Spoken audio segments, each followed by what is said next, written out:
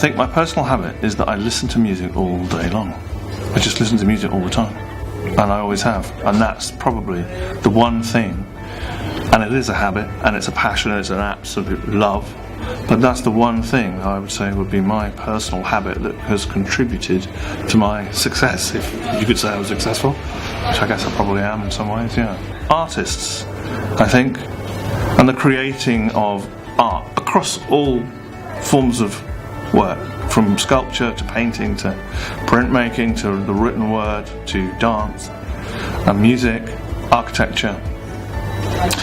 Most definitely that's what's influenced me all my life.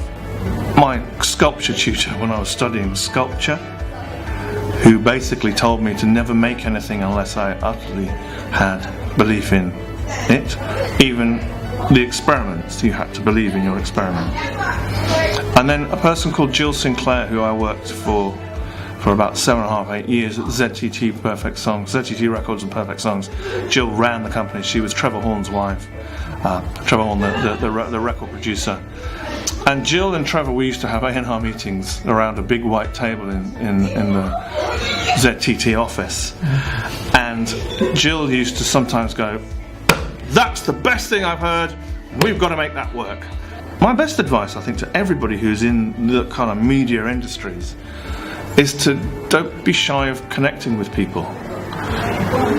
Music is a collaborative thing, even though songwriters will often write their song in their own room and in absolute isolation, but it takes a group of people, a large group of people, to bring that song to life and make it into a record, and to take the artist on tour and promote the record. So, and a lot of the time the songs will stay in the bedroom because the songwriter might be afraid of communicating and going out and telling them and somebody else that they've got a great song. So I think don't be afraid of communicating and networking, and really don't be afraid of people. I think most proud of having been played a tiny small part in the careers of people like Shaznay Lewis, Gabrielle, Seal, Wayne Hector, Janae Bennett, even Jess Sharman. We were talking about Jessica earlier on, who's an ex-student of the college who I met, as you know, and she's gone after she came. I came and did a talk. But I'm also extremely proud of having played to 20,000 people at Fine Old Stadium in my old band,